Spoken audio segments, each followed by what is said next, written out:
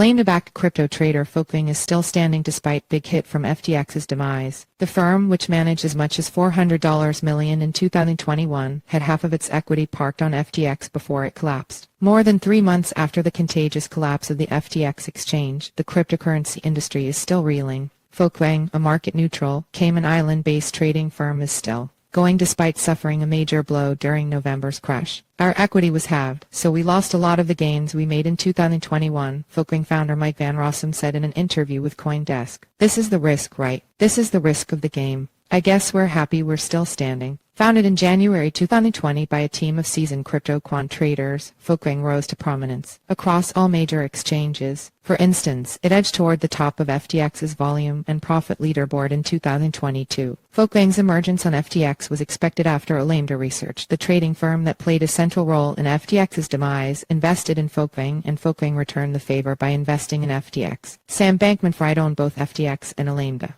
Speaking on a recent video call from a high-rise Singapore office building, Folkvang's Van Rossum provided a candid account of the messy situation in the aftermath of FTX's collapse. It was a tough pill to swallow, Van Rossum said after revealing that half of the company's equity was tied up on FTX. We were able to survive, but as we were quite active borrowers, we had to pay the lenders back out of pocket. At its peak in 2021, Folkvang managed around $400 million in assets, including equity and loans. And even though it has a lean team of fewer than 10 quant traders, it once did $8 billion of volume during a single trading session during that bull market. Folkvang acts solely as a proprietary high-frequency trading firm. It doesn't offer any other services as an over-the-counter desk or do market maker token deals. It relies on a blend of algorithmic strategies that includes arbitrage trading, yield farming, and market making. Strategy shift. We learned a hard lesson with FTX, Van Rossum continued. We found that risk is real. We thought it could never really happen in the way it did, so we are a lot more risk-averse now. He added, we just trade our own balance sheet. We aren't really borrowing at all. The risk is just too big. As Folkvang is a market-neutral trading firm, it avoids directional risk and profits by providing liquidity and trading off negative and positive funding rates against each other. It is the antithesis of long-only shops like Three Arrows Capital, which spectacularly collapsed in a cascade of liquidations last year as the market tumbled. Although directional risk for Folkvang is minimal, the fall of FTX has intensified the fears of counterparty risk. Holding assets on an exchange has always been frowned upon by Bitcoin BTC maximalists, but for a trading firm like Folkvang, it's unavoidable.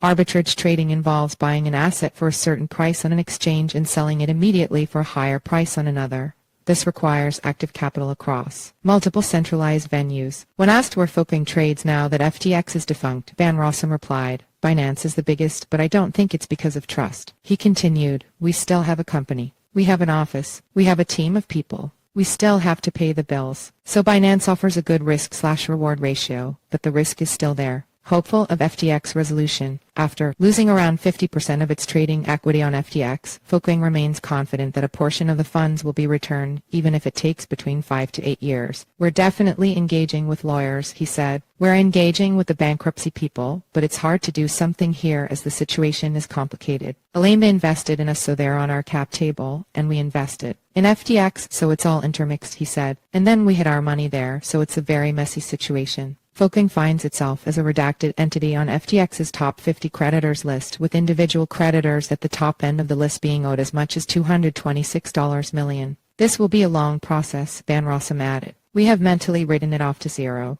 We aren't thinking we're going to be getting back X or Y. Mentally, it's written off, but we are hopeful that we will get something. But it will take many, many, many years.